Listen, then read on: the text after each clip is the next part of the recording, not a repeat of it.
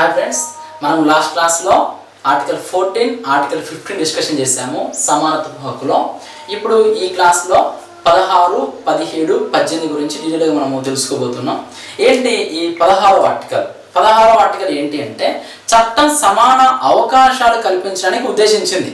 మనం 15వ ఆర్టికల్లో విద్యా సంస్థల యందు రిజర్వేషన్ గురించి మాట్లాడుకున్నాం. ఈ 16వ ఆర్టికల్ ఏంటంటే ఉద్యోగాల్లో రిజర్వేషన్లకు సంబంధించింది.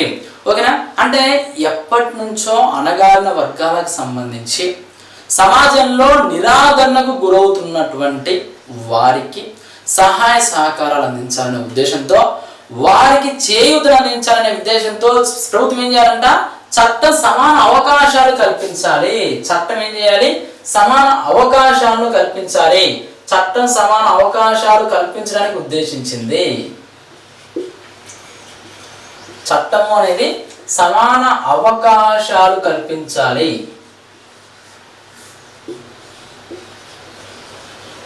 ఓకేనా?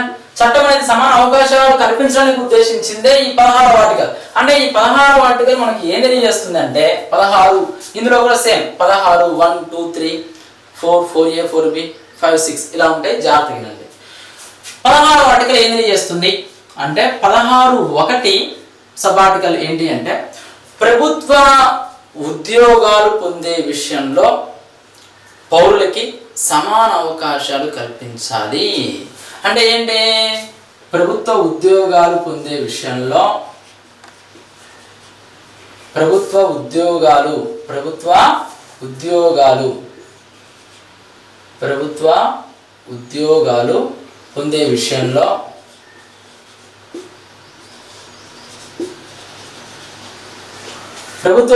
పొందే విషయంలో పౌరులందరికీ సమాన అవకాశాలు కల్పించాలి. చట్ట సమాన అవకాశాలు కల్పించాలి అనేదే మనకి 16వ ఆర్టికల్ మెయిన్.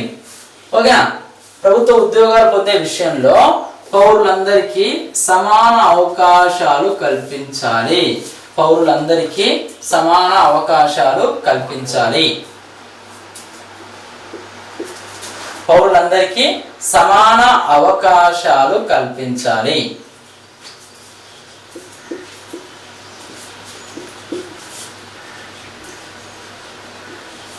ఓకేనా? అంటే ఏంటి? ప్రభుత్వ ఉద్యోగాలు పొందే విషయంలో పౌరులందరికీ సమాన అవకాశాలు కల్పించడం 16(1). పౌరులందరికీ సమాన అవకాశాలు కల్పించడం 16(1). అదేవిధంగా 16(2) కుల, మత, వర్గ, వర్ణ, స్త్రీ, పురుష తేడాలు, జన్మస్థలం ఆధారంగా సమాన అవకాశాలు పొందే విషయంలో మీరు ఏం చేయకూడదు? వివక్షత చూపించకూడదు. ఓకేనా? కుల, మత, వర్గ,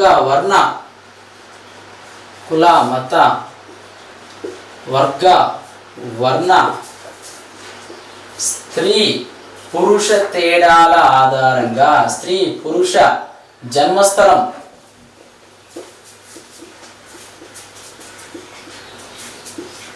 అనువంశిక సంతతి ఆధారంగా ఓకేనా సమాన అవకాశాలు కల్పించుటలో వివక్షత చూపరాదు. సమాన అవకాశాలు కల్పించుటలో వివక్షత చూపరాదు.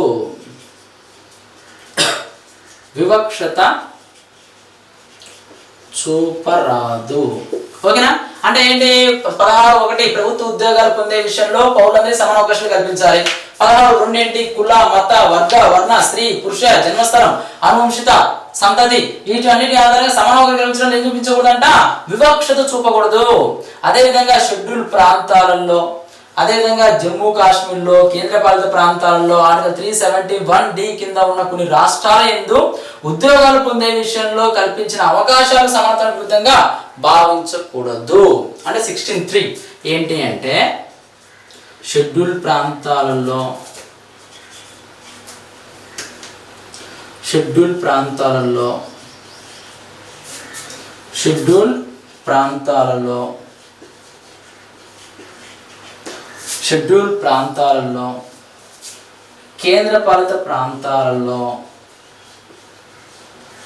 కేంద్రపాలిత ప్రాంతాలలో ఎస్సీ ఎస్టీ షెడ్యూల్ ప్రాంతాలు, కేంద్రపాలిత ప్రాంతాల్లో జమ్మూ కాశ్మీర్లో ఆర్టికల్ 371D కింద, ఆర్టికల్ 371 కింద కొన్ని రాష్ట్రాలకు కల్పించిన ప్రత్యేక వసతులలో, కొన్ని రాష్ట్రాలు కల్పించిన ప్రత్యేక వసతులు కింద కొన్ని రాష్ట్రాలలో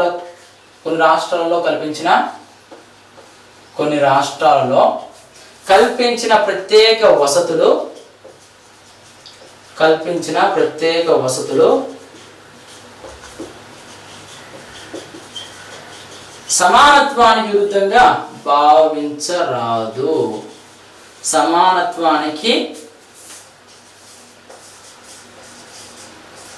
సమానత్వానికి విరుద్ధంగా భావించరాదు. ఓకేనా? అంటే ఏంటి? 16(3) షెడ్యూల్ ప్రాంతాలలో, కేంద్రపాలిత ప్రాంతాలలో, జమ్మూ కాశ్మీర్లో ఆర్టికల్ 371 కింద కొన్ని రాష్ట్రాలలో కల్పించిన ప్రత్యేక వస్తువులు అనేవి సమానత్వానికి విరుద్ధంగా భావించరాదు. అంటే అక్కడ సమానత్వం కల్పించాలనుకున్నాం కదా, అయితే అక్కడ కొన్ని షెడ్యూల్ ప్రాంతాలలో కొన్ని తెగలకి, కొన్ని వర్గాల వారికి అక్కడ కొన్ని రిజర్వేషన్లు అంటూ ఉంటాయి. వాటిని మీరు ఏం చేయకూడదు? సమానత్వానికి విరుద్ధమని భావించకూడదు. ఓకే, ఇది 16(1), 2, 3. 16(4) ప్రభుత్వ ఉద్యోగాలలో బలహీన వర్గాల వారికి కల్పించిన రిజర్వేషన్లు సమానత్వానికి విరుద్ధంగా భావించరాదు. అంటే ఉద్యోగాల రిజర్వేషన్ ఇవ్వచ్చు. మనకి నోటిఫికేషన్ పడింది అనుకోండి, నోటిఫికేషన్ సిచ్యువేషన్ లో గ్రూప్ 1 కానీ గ్రూప్ 2 కానీ అదే విధంగా ఎస్ఐ ఏ నోటిఫికేషన్ పడినా ఇదిగో ఇన్ని పోస్టులు టోటల్ రోస్టర్ ప్రకారము ఎస్సీలకి ఇన్ని, ఎస్టీలకి ఇన్ని, బీసీలకి ఇన్ని అని వస్తుంది. అవునా కదా? అది ఏంటి అంటే 16(4) ప్రభుత్వ ఉద్యోగాలు పొందే విషయంలో బలహీన వర్గాల వారికి కల్పించిన రిజర్వేషన్లు సమానత్వానికి విరుద్ధంగా భావించరాదు. ప్రభుత్వ ఉద్యోగాలు పొందే విషయంలో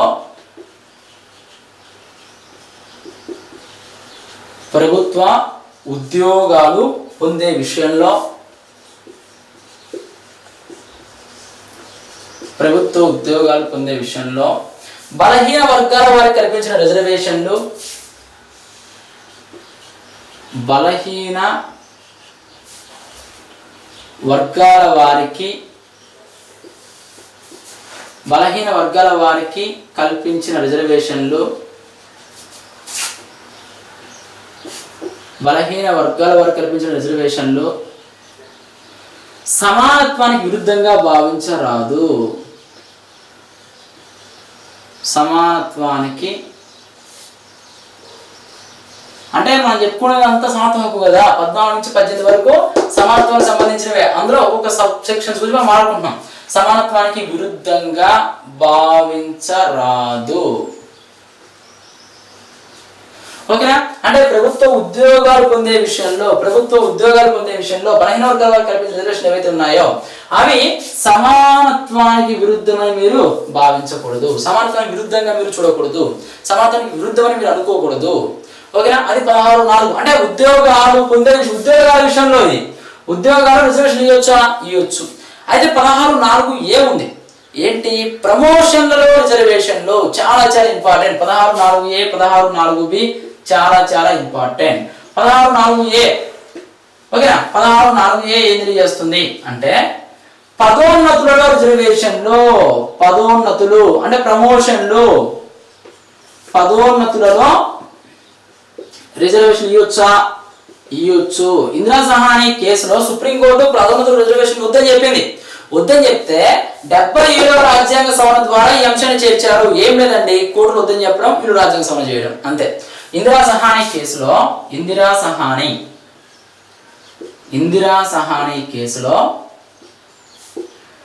Sahani versus Union of India కేసులో పదోన్నతుల రిజర్వేషన్ ఇవ్వదని చెప్పింది. ఈ తీర్పును బేస్ చేసుకుని ఏం చేశారు? 77వ రాజ్యాంగ సవరణ చేశారు. ఈ 77వ రాజ్యాంగ సవరణ ప్రకారము రాజ్యాంగంలో 16(4)A చేర్చారు. 16(4)A చేసి పదోన్నతుల్లో రిజర్వేషన్ కల్పించవచ్చు. ఆ పదోన్నతుల్లో కల్పించిన రిజర్వేషన్లు కూడా సమానత్వానికి విరుద్ధంగా మీరు భావించకూడదని చెప్పడం జరిగింది. అంటే ఏంటి? ఒకవైపు ఉద్యోగాల రిజర్వేషన్లు ఉన్నాయి, మరోవైపు పదోన్నతులు ప్రమోషన్లలో కూడా రిజర్వేషన్లు ఉన్నాయి. 16(4)A పదోన్నతుల రిజర్వేషన్లు. ఇందిరా సహాని కేసు 77వ రాజ్యాంగ సవరణ. ఇందిరా సహాని కేసులో వద్దని చెప్పారు, 70వ సవరణ చేసి ఈ 16(4)(a)ను చేర్చడం జరిగింది.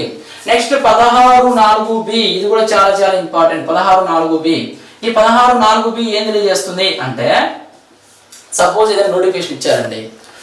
ఆ నోటిఫికేషన్ ఒక 100 పోస్టులు పడ్డాయి.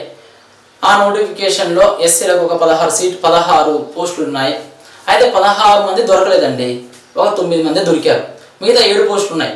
7 పోస్టులు ఖాళీగా ఉన్నాయి కదా అని చెప్పేసి ఎస్టీలకు బీసీలకు ఇస్తారా, లేదా ఖాళీ వదులుతారా అంటే, ఈ ఖాళీగా వదులుతారు. ఎవరు పడితే వాళ్ళకి, ఎవరు కేటాయించారో వాళ్ళకు మాత్రమే ఇస్తారు.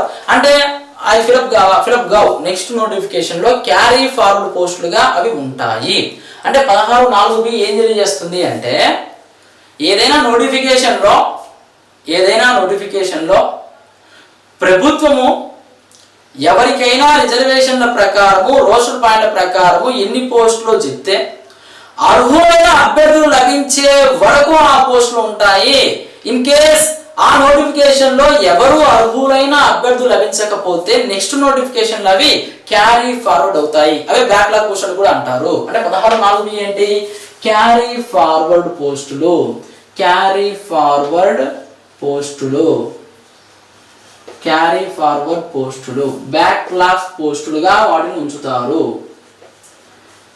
ఓకేనా? అంటే అర్హులైన అభ్యర్థులు లభించే వరకు కొనసాగుతుంది. అది ఫస్ట్ రాజ్యాంగంలో లేదు. ఇది కూడా 81వ సవరణ, 81వ రాజ్యాంగ సవరణ ద్వారా దీన్ని చేర్చడం జరిగినది. ఎన్నో రాజ్యాంగ సవరణ? 81వ రాజ్యాంగ సవరణ. అర్హులైన అభ్యర్థులు లభించే వరకు, అర్హులైన అభ్యర్థులు లభించే వరకు, అర్హులైన అభ్యర్థులు లభించే వరకు ఆ పోస్టులు ఉంటాయి. సో క్యారీ ఫార్వర్డ్ పోస్టులు గుర్తుపెట్టుకోండి. 16(4)(a), 16(4)(b) చాలా చాలా ఇంపార్టెంట్. 16(4)(a), 16(4) ఏం తెలియజేస్తుంది? ఉద్యోగాలు రిజర్వేషన్లు. 16(4)(a) ఏం తెలియజేస్తుంది? ప్రమోషన్ రిజర్వేషన్లు. 16(4)(b) క్యారీ ఫార్వర్డ్ పోస్టులు. 4(a) 77వ రాజ్యాంగ సవరణ, ఇందిరా సహాయ కేసు. 4(b) 81వ రాజ్యాంగ సవరణ. ఓకే. ఆ తర్వాత 16(5) ఏవైనా మతపరమైన సంస్థల్లో యాజమాన్య హోదాలో ఆ మతానికి చెందిన వారినే ఆ పోస్ట్ నియమించుకోవచ్చు. ఇప్పుడు సపోజ్ టీటీడీ ఉందండి, తిరుమల తిరుపతి దేవస్థానం. అందులో ఈవో పోస్టులో లేకపోతే కొన్ని పోస్టులు ఉంటాయి. ఆ పోస్టులకు సంబంధించి క్రిస్టియన్స్నో ముస్లిమ్స్నో పెట్టడం బెటరా, హిందువులు పెట్టడం బెటరా? హిందువులు పెట్టడమే బెటరు. ఇప్పుడు క్రిస్టియన్స్ సంబంధించినవి ఉన్నాయి, వాళ్ళు క్రిస్టియన్స్ పెట్టడమే బెటరు. వక్ఫ్ బోర్డులు ఉన్నాయి ముస్లిం సంబంధించినవి, వాళ్ళు ముస్లిమ్స్ పెట్టడమే బెటరు. అంటే ఇక్కడ మళ్ళీ మేము సమానత్వమే కదా, సమానము, ఎవరైనా మీరే అన్నారు కదా కుల మత వర్గ వర్ణ స్త్రీ పురుష తేడాలని చెప్పేసి అని చెప్పడానికి లేదు. అంటే యాజమాన్య హోదాలు, మిగతా పోస్టులు ఓకే, యాజమాన్య మెయిన్ ఓనర్షిప్ విషయంలో, అంటే మతపరమైన సంస్థల విషయంలో యాజమాన్య హోదాలో ఆ మతానికి చెందిన వారిని నియమించవచ్చును.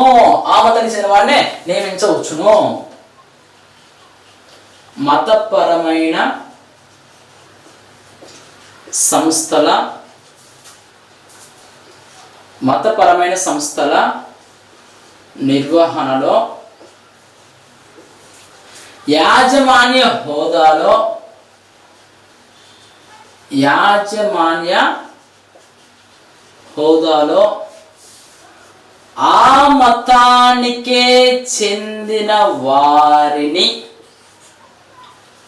ఆ మతానికే చెందిన వారిని నియమించవచ్చు. అంటే మతపరమైన సంస్థ నిర్వహణలో యాజమాన్య హోదా ఏదైతే ఉందో ఆ ఓనర్షిప్ విషయంలో ఏ మతం అయితే ఉంటుందో ఆ మతం వారిని నియమించుకోవచ్చును. ఆ తర్వాత 16(6) ఉంది. ఏంటి? ఈబీసీలకు రిజర్వేషన్లు. దేంట్లో? ఉద్యోగాలలో. ఈబీసీ లేదా ఈడబ్ల్యూఎస్ వీళ్ళకు 10% మించకుండా రిజర్వేషన్లు కల్పించవచ్చును. ఇది కూడా ఎన్నో రాజ్యాంగ సవరణ? 103వ రాజ్యాంగ సవరణ, 124వ బిల్లు. అంటే 103వ రాజ్యాంగ సవరణ ద్వారా ఏమి తెచ్చారు? 103వ రాజ్యాంగ సవరణ ద్వారా 15(6)(16)(6). 15(6) ఏంటి? విద్యా సంస్థల యందు రిజర్వేషన్లు. 16(6) ఏంటి? ఉద్యోగాల యందు రిజర్వేషన్లు. అది మనకు 16వ ఆర్టికల్. చూడండి మరొకసారి చెప్తున్నా, 16వ ఆర్టికల్ ఏం తెలియజేస్తుంది? 16వ ఆర్టికల్ అనేది చట్టం సమాన అవకాశాలు కల్పించడానికి సంబంధించింది. ఇందులో 16(1), 16(2), 16(3), 16(4), 16(4)A, 16(4)B, 16(5), 16(6) చాలా చాలా ఇంపార్టెంట్. ఇందులో భాగంగా 16(1) ఏంటి అంటే ప్రభుత్వ ఉద్యోగాలు పొందే విషయంలో పౌరులందరికీ సమాన అవకాశాలు కల్పించాలి. 16(2) కుల, మత, వర్గ, వర్ణ, స్త్రీ, పురుష జన్మస్థలం ఆధారంగా సమాన అవకాశాలు కల్పించడంలో వివక్షత చూపరాదు. 16(3) షెడ్యూల్ ప్రాంతాల్లో, కేంద్రపాలిత ప్రాంతాల్లో, జమ్మూ కాశ్మీర్లో ఆర్టికల్ 371 కింద కొన్ని రాష్ట్రాలు కల్పించిన ప్రత్యేక వసతులు కూడా సమత్వానికి విరుద్ధంగా మీరు భావించకూడదు. 16(4) ప్రభుత్వ ఉద్యోగాలు పొందే విషయంలో బలహీన వర్గాల వారికి కల్పించిన రిజర్వేషన్ కూడా సమానత్వానికి విరుద్ధంగా మీరు భావించకూడదు. 16(4)A ప్రమోషన్లలో రిజర్వేషన్ చాలా చాలా ఇంపార్టెంట్. 77వ రాజ్యాంగ సవరణ, ఇందిరా సహాయ కేసు. అదేవిధంగా 16(4)B క్యారీ ఫార్వర్డ్ పోస్టులు, బ్యాక్లాగ్ పోస్టులు, ఇది 80వ సవరణ. అర్హులైన అభ్యర్థులు లభించే వరకు అవి కొనసాగుతాయి. 16(5) మతపరమైన సంస్థ నిర్వహణలో యాజమాన్య హోదాలో ఆ మతానికి చెందిన వారిని నియమించుకోవచ్చును. 16(6) ఈబీసీ లేదా ఈడబ్ల్యూఎస్ వారికి 10% పెంచకుండా ప్రభుత్వ ఉద్యోగాలు రిజర్వేషన్లు కల్పించవచ్చును. ఓకేనా? ఈ 15(6), 16(6) అనేది 103వ రాజ్యాంగ సవరణ ద్వారా మన రాజ్యాంగంలో చేర్చారు. ఇది మనకు 16. నెక్స్ట్ 17, 18.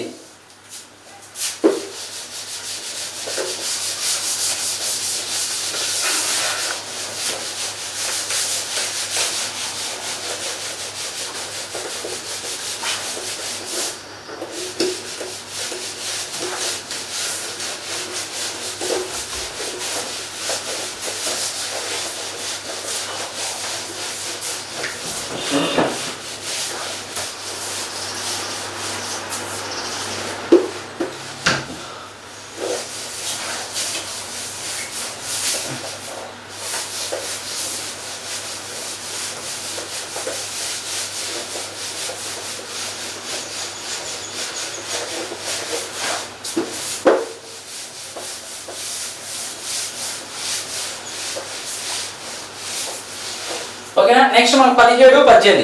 17 ఏంటి అంటే అస్పృశ్యత నిషేధించడమైనది. 17వ ఆర్టికల్ చాలా చాలా ఇంపార్టెంట్. అస్పృశ్యత నిషేధించడమైనది. ఆర్టికల్ 17 అస్పృశ్యత నిషేధము అంటే ఏంటి? అంటరానితనం నిషేధించారు. అంటరానితనం లేదా అస్పృశ్యత అంటే ఏంటి?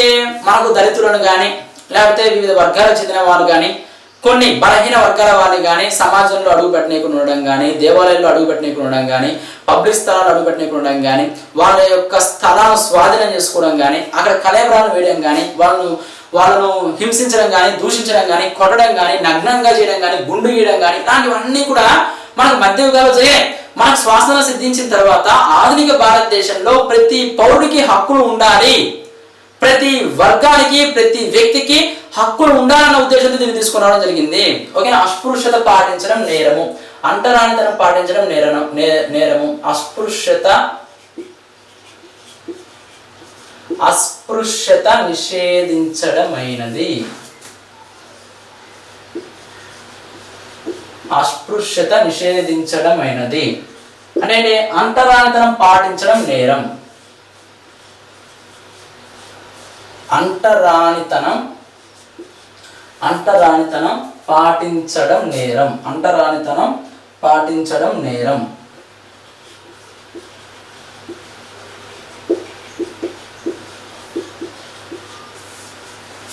ఓకేనా? అస్పృశ్యత నిషేధించడం అనేది అంటరానితనం పాటించకూడదు. అంటరానితనం పాటిస్తే అది నేరం. ఇక మనం చూసుకుంటే ఫంకు బండారి వర్సెస్ బనామలి దాస్ ఒక కేసు ఉంది. ఫంకు బండారి వర్సెస్ బనామలి దాస్.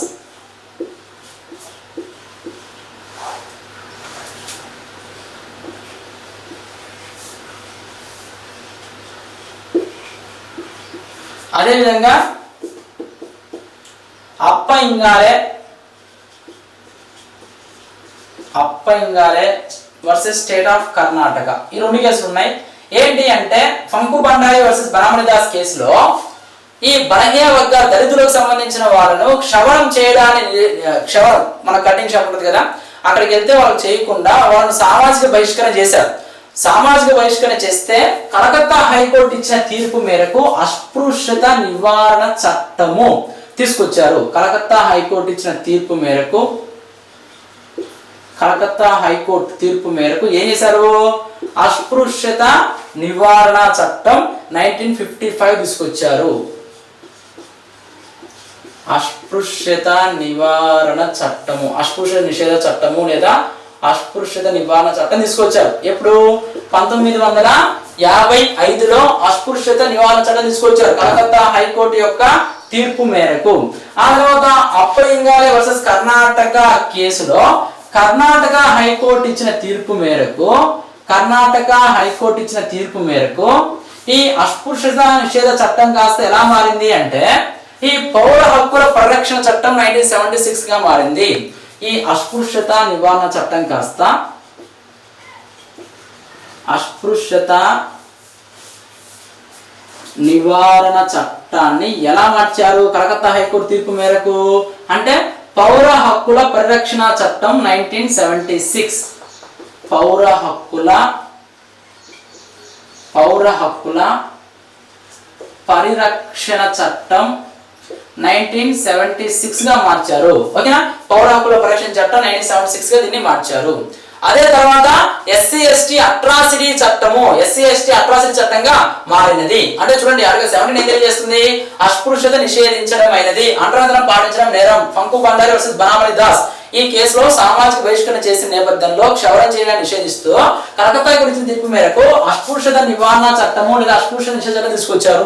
ఆ తర్వాత అప్పర్ ఇంగాలే వర్సెస్ కర్ణాటక కేసులో కర్ణాటక గురించిన తీర్పు మేరకు అస్పృశ్యత నివారణ చట్టం కాస్త పౌర హక్కుల పరిరక్షణ చట్టం 1976 గా మారినది. ఓకేనా? అంటే మనం చూసుకుంటే 17వ ఆర్టికల్ చాలా ఇంపార్టెంట్. అస్పృశ్యత పాటించడం నేరం. ఈ చట్టం ద్వారా ఎవరైనా శిక్షించబడితే వాళ్ళు ఎన్నికల్లో పోటీ చేయడానికి కూడా అనర్హులు. ఓకేనా? నెక్స్ట్ ఆర్టికల్ 18 ఏంటి? బిరుదులు కీర్తి చిహ్నాలు నిషేధించడమైనది. బిరుదులు మరియు కీర్తి చిహ్నాలు నిషేధించడమైనది. అంటే ఏంటి? రావ్ బహదూర్, జింగ్ బహదూర్, ఓకేనా, ఇలాంటి బిరుదులు ఉన్నాయి ఇంతకుముందు బ్రిటిష్ ప్రభుత్వ కాలంలో. ఆ బిరుదులు నిషేధించారు. అదేవిధంగా మనం విదేశాల నుంచి ఏవైనా గౌరవ డాక్టరేట్లు వచ్చినా కానీ, విదేశాల నుంచి ఏవైనా స్వీకరించాలన్నా కానీ రాష్ట్రపతి అనుమతి మనం తీసుకోవాల్సిందే. అదేవిధంగా మళ్ళీ మనం చూసుకుంటే పరమవీర ఇలాంటివన్నీ కూడా సైనికంగా ఇస్తున్నారు. అయితే భారతరత్న అవార్డులు ఏవైతే ఉన్నాయో ఈ భారతరత్న, పద్మశ్రీ, పద్మభూషణ్ ఇవి అవార్డులు కాదు, కీర్తి చిహ్నాలు మాత్రమే. అంటే మనకు ఫస్ట్ చూస్తే ఈ భారతరత్న అవార్డును 1954లో ప్రవేశపెట్టారు. మనకు శ్రీ రాజగోపాలాచారికి ఫస్ట్ వచ్చింది. 1954లో భారతరత్న అవార్డు ప్రవేశపెడితే 1977లో మనకు మొరార్జీ దేశాయ్ ప్రభుత్వం వచ్చింది. అప్పుడు దాన్ని 77-78లో నిషేధించారు. ఆ తర్వాత మళ్ళీ 1980 ఇందిరాగాంధీ వచ్చిన తర్వాత తిరిగి ప్రవేశపెట్టడం జరిగింది. మరొకసారి చెప్తున్నా, భారతరత్న, పద్మ అవార్డులు ఏవైతే ఉన్నాయో, పద్మశ్రీ, పద్మభూషణ్, పద్మవిభూషణ్ ఈ అవార్డులు ఏవైతే ఉన్నాయో ఇవి అవార్డులు. అంటే దీని అర్థం ఏంటి? ఇవి బిరుదులు కాదు, ఇవి కీర్తి చిహ్నాలు కాదు, ఇవి కేవలం పౌర పురస్కారాలే అని బాలాజీ రాఘవన్ కేసులో కోర్టు చెప్పింది. బాలాజీ రాఘవన్ కేసులో కోర్టు ఏం చెప్పింది? ఇవి కేవలం పౌర పురస్కారాలు మాత్రమే, అంతే కానీ ఇవి బిరుదులు కాదు, కీర్తిచిహ్నాలు కాదు. ఇన్ కేసు వాటిని మిస్యూజ్ చేస్తే, అంటే టైటిల్స్ ముందు చేసుకున్నా, వాటిని గొప్పగా చెప్పుకున్నా గానీ వాటిని వెనక్కి తీసుకుంటామని కోర్టు చెప్పడం జరిగింది బాలాజీ రాఘవన్ కేసులో.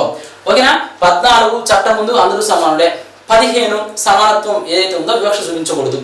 16 ఉద్యోగ రిజర్వేషన్లు. 17 అస్పృశ్య నివారణ. 18 బిరుదులు కీర్తి చిహ్నాలు నిషేధించడం అయినది. ఓకేనా? ఇది మనకు సమానత్వ హక్కుకు సంబంధించింది 14 to 18. నెక్స్ట్ క్లాస్ లో మనము స్వేచ్ఛ స్వాతంత్రం గురించి చెప్పుకుంటాం. Okay, thank you.